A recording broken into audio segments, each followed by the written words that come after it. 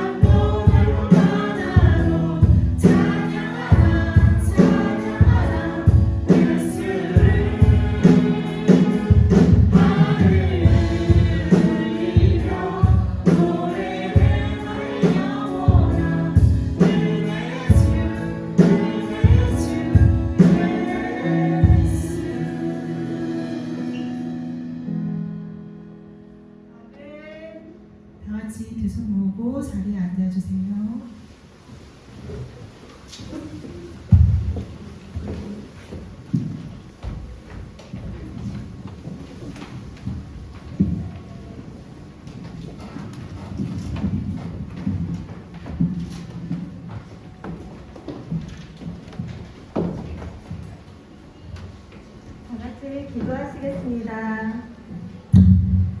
사랑과 은혜가 충만하신 하나님, 오늘 이 거룩한 주일에 교회에 나와서 예배드리게 하여 주시고 코로나로부터 보호하시는 주님의 이름을 찬양합니다.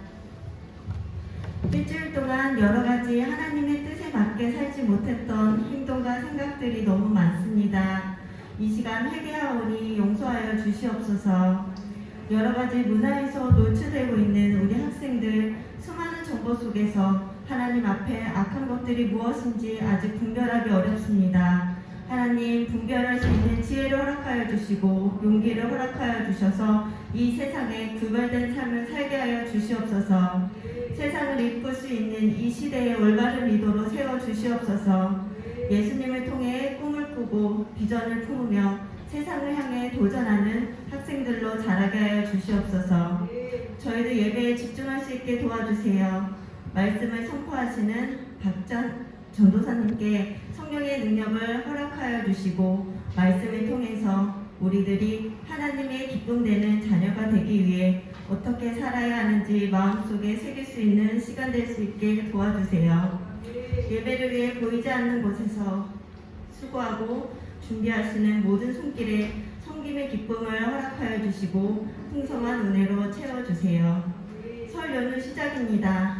우리 학생들 안전하게 건강을 지켜주시고 가족들과 즐겁고 행복한 시간 보낼 수 있게 해주세요. 감사합니다. 주님, 예수님 이름으로 기도드립니다. 오늘의 말씀은 창세기 11장 1절에서 9절 말씀입니다.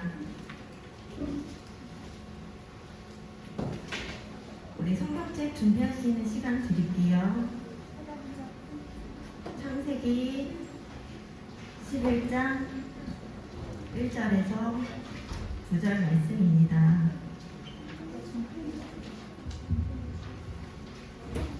네, 성경 읽겠습니다. 온 땅의 언어가 하나여 말이 하나였더라.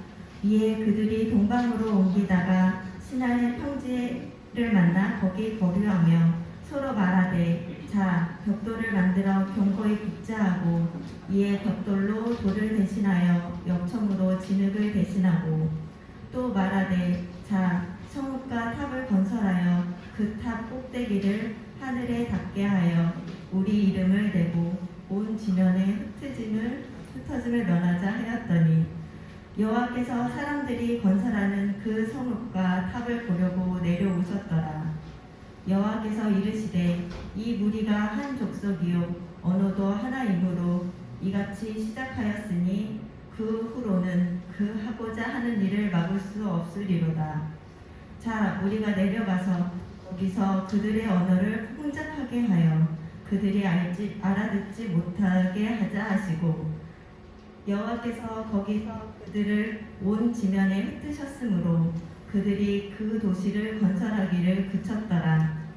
그러므로 그 이름을 바벨이라 하니 이는 여호와께서 거기서 온 땅의 언어를 혼잡하게 하셨음이리라. 여호와께서 거기서 그들을 온 지면에 흩으셨더라. 아멘.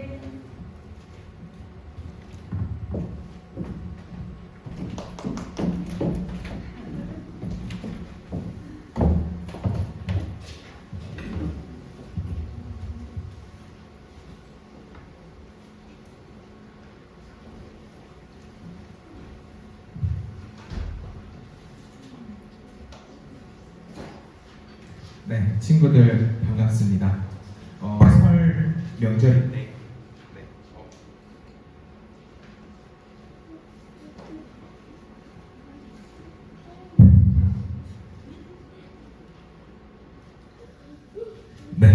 이 마이크로 할게요. 네. 설 명절인데 그럼에도 불구하고 굉장히 많은 친구들이 나와서 전도사님이 깜짝 놀랐습니다. 오늘은 다들 어디 멀리 가서 몇 명 안 나올 줄 알았는데 생각보다 많은 친구들이 와줬네요. 우리 옆에 친구들을 바라보면서 우리 한번 인사해 볼까요? 이렇게 옆에 친구들을 바라보면서 잘 지냈니? 자, 네. 우리 옆에 친구들을 바라보고 인사하는 게 굉장히 어색한가 봐요. 네. 네. 설 명절 우리 또 멀리 가는 친구들도 있을 텐데 안전하게 잘 갔다 오는 그런 명절 되기를 바랍니다. 자, 집중해 봅시다. 네. 인사는 아까 끝났고 집중해 봅시다. 우리 오늘 말씀으로 들어가기 전에 먼저 한 이야기를 나누고 그리고 들어가겠습니다. 우리 혹시 앉아 있는 친구들 중에 유럽 여행을 다녀와본 친구들 있어요? 있어요. 네, 있네요. 자, 유럽에 가면 그 지역마다 대표하는 성당들이 굉장히 많이 있습니다. 그쵸? 우리가 굳이 유럽을 안 가도 TV를 통해서도 유럽에 있는 많은 성당들을 보았잖아요. 근데 특히 스페인에 가게 되면 굉장히 유명한 성당이 있어요. 어떤 성당일까요? 우리가 굳이 가지 않아서 가서 보지 못해도 TV를 통해서든지 어떻게 해서든지 한 번쯤은 우리 친구들 한 번씩은 다 봤을 법한 그런 성당입니다. 어떤 성당일까요? 우리 한번 앞에 사진을 한번 보여주겠어요? 자, 이름은 모르겠지만 한 번쯤은 다 봤던 성당이죠? 아니에요? 네, 못 본 친구들도 있네요. 자, 이 성당을 나는 한 번도 본 적이 없다는 친구들 한번 손 들어보세요. 네, 못 본 친구들도 있지만 본 친구들이 더 많이 있기는 합니다. 이 성당은 어디에 있는 성당이냐면 스페인 바르셀로나에 위치한 성당입니다. 그리고 이 성당은 그 당시에 천재 건축가로 알려진 안토니 가우디라는 사람이 설계한 건축물이자 굉장히 심혈을 기울여서 만든 건축물이에요. 근데 이 성당에 특이한 점이 있습니다. 어떤 특이한 점이 있냐면 이 성당을 가우디라는 사람이 처음 짓기 시작한 연도가, 자, 집중해 보세요. 1882년입니다. 지금이 몇 년인가요? 2022년이죠. 근데 이 성당이 처음 짓기 시작한 그 연도가 1882년. 그런데 아직까지도 짓고 있는 성당이에요. 100년도 훨씬 지났죠. 거의 뭐 한 140년? 그쯤 지났는데 아직도 완공이 되지 못한 성당입니다. 그래서 그 당시에 이 건물을 설계했던 가우디라는 사람은 죽었지만 지금까지도 그 설계도를 이어받아서 계속해서 건축하고 있는 성당 중에 하나가 바로 이 앞에 있는 성당이에요. 이 성당은 위에 저 탑 보이죠? 탑. 굉장히 많은 탑들이 서 있죠. 이 탑은 총 12개가 서 있다고 해요. 그래서 이 12개의 탑은 예수님의 그 제자 12명을 상징하고, 그리고 여기 사진에 보면은 지금은 잘 안 보이기는 하지만 가운데에 가장 높이 솟은 탑이 하나가 있는데 이 탑은 예수님을 상징하는 탑이라고 합니다. 그런데 여기서 또 한 가지 굉장히 재미있는 사실이 있어요. 예수님을 상징하는 이 십자가 탑이 제일 높다고 했죠. 근데 이 탑의 높이가 172.5m입니다. 세계에서 가장 높은 성당이라고 해요. 근데 여기에 어떤 비밀이 숨겨져 있느냐? 스페인 바르셀로나에서 가장 높은 언덕의 높이가 173m라고 해요. 가장 높은 언덕은 173m. 근데 이 십자가 탑의 높이는 172.5m. 전도사님이 어떠한 이야기를 하고 싶으냐면 이 처음 설계한 이 가우디라는 사람이 이 십자가 탑을 설계할 때 아무리 건축물을 높게 지어도 하나님이 창조하신 자연을 뛰어넘어서는 안 된다. 그러한 생각을 갖고 이 성당을 건축했다고 합니다. 그래서 이 바르셀로나에 위치한 가장 높은 그 언덕이 173m인데 거기에 조금 못 미치게 172.5m까지 설계를 해서 이 십자가 탑을 지었다고 하죠. 아마 더 높이 지으려면 얼마든지 높이 지을 수 있었을 겁니다. 사람이 능력이 굉장히 좋잖아요. 얼마든지 높이 지을 수 있었을 거예요. 그런데 이 가우디라는 사람은 어찌 하나님께서 창조하신 이 자연보다 사람이 높게 지을 수 있겠느냐라는 그 생각으로 더 이상 높게 짓지 않았다는 것이죠. 근데 오늘 말씀 속에서는 이와 완전 정반대되는 그러한 내용이 담겨져 있습니다. 어떤 내용이 담겨져 있나요? 우리 4절의 말씀을 다시 한번 다 같이 읽어볼까요? 오늘 본문 말씀의 4절 말씀을 우리 앞에 화면을 보고 다 같이 읽어보도록 하겠습니다. 자, 읽겠습니다. 시작!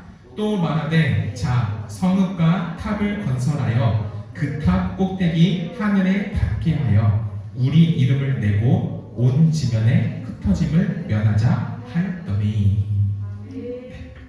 이 구절을 해석해보면, 쉽게 이야기해보면 이렇게 이야기할 수 있습니다.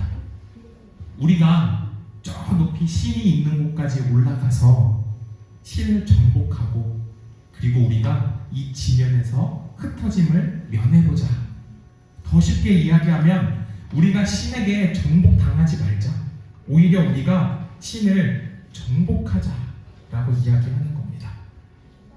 하나님의 영역, 하나님의 창조 섭리를 침범해서는 안 된다라고 말하며 아까 보여줬던 그 성당을 더 높게 짓지 않았던 이 가우디와는 정반대의 모습을 오늘 살펴볼 수 있는 것이죠. 인간의 교만한 모습, 자신들이 번성하고 강하다라고 생각하니까 신을 우리가 정복하자, 신을 우리가 침략하자라고 말하고 있는 이 타락한 인간들의 모습을 오늘 우리는 이 말씀 속에서 살펴볼 수 있는 것입니다. 인간의 교만한 모습, 그 모습을 적나라하게 보여주는 그 사건이 오늘 말씀에 등장하는 이 바벨탑 사건입니다.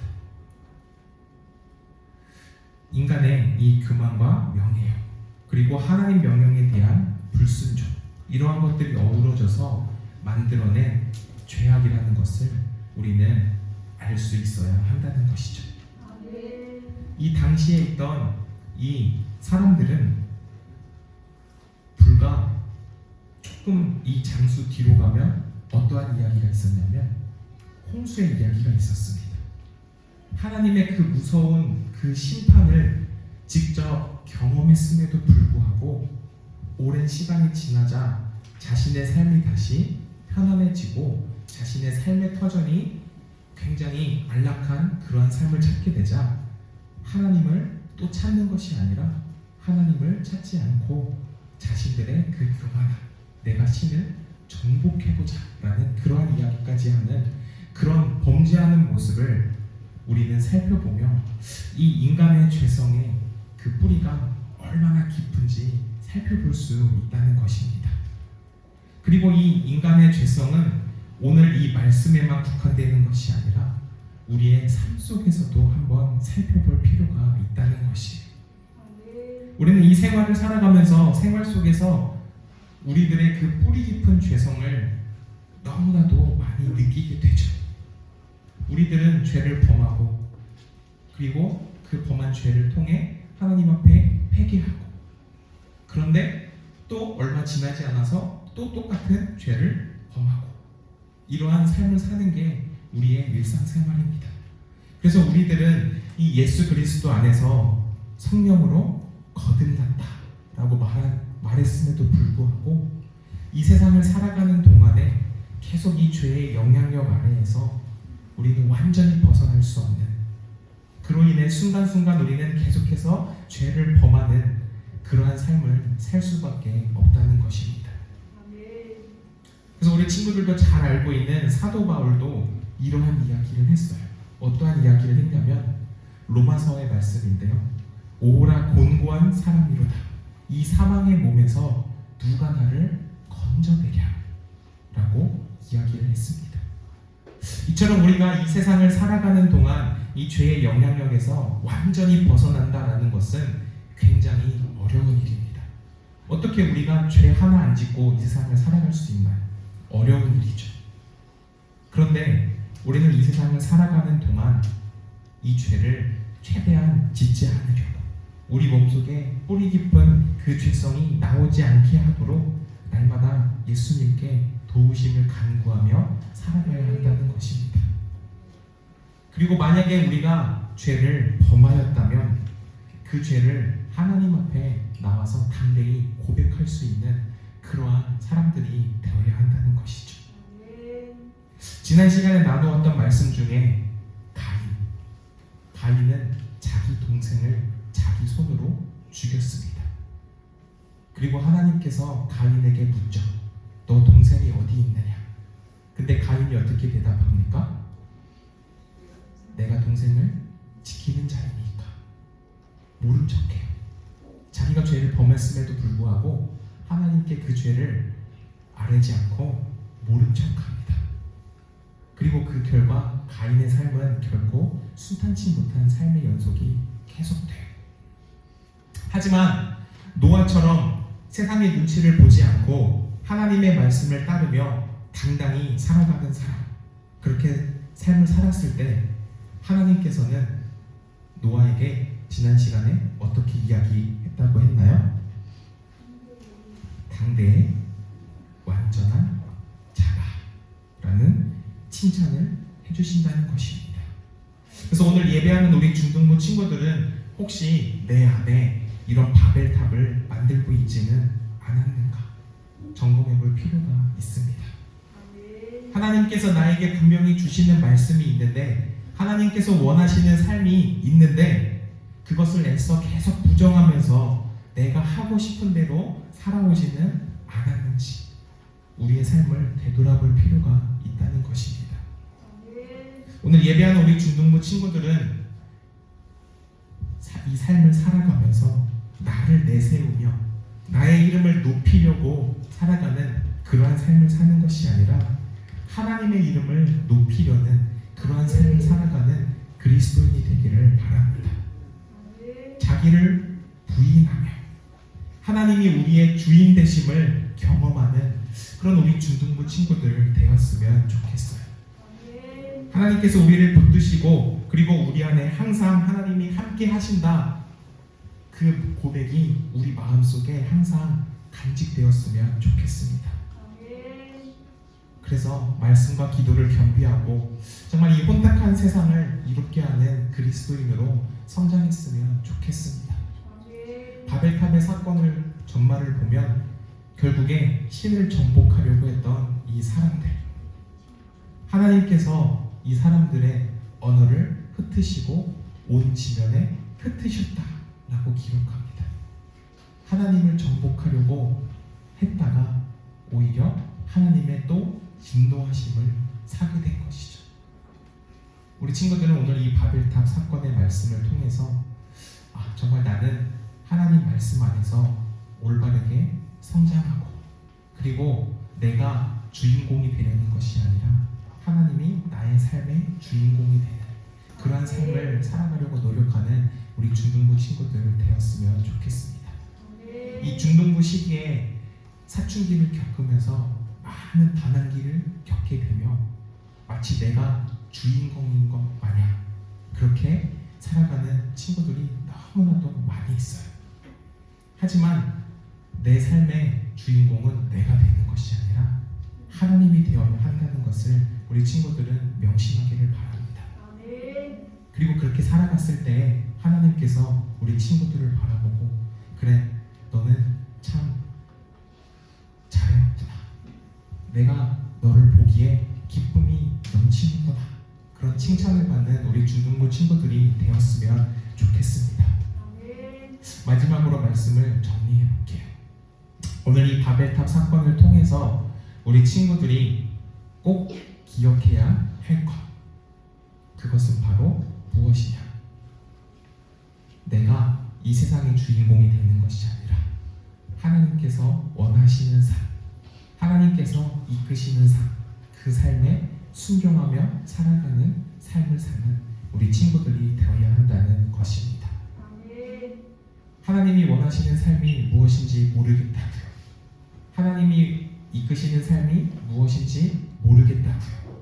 그것을 모르겠으면 이 예배의 자리에, 교회의 자리에 나와서 하나님께 기도함으로 물어볼 수 있는 그런 친구들이 되었으면 좋겠어요. 하나님께 간절히 기도하였을 때 하나님께서 우리 친구들에게 분명히 그 말씀으로 응답을 주시리라 전도사님은 믿습니다. 하나님이 살아계시나요? 하나님이 어디 계시죠? 라는 생각이 들 때 그것을 통해 집에서 하나님 살아계시지도 않는데 교회를 왜 가요? 라고 이야기하는 것이 아니라 우리 친구들이 정말 궁금하면 이 예배의 자리에서 간절히 하나님께 하나님, 저 하나님 살아계시다라는 게 진정으로 믿겨지지 않아요. 근데 하나님께서 저에게 보여주세요 라고 간절히 한번 기도해 볼 수 있는 그런 우리 중등부 친구들 되었으면 좋겠습니다. 그래서 내 안에 바벨탑을 쌓는 것이 아니라 하나님의 말씀을 쌓아가는 우리 중등부 친구들 되기를 바랍니다.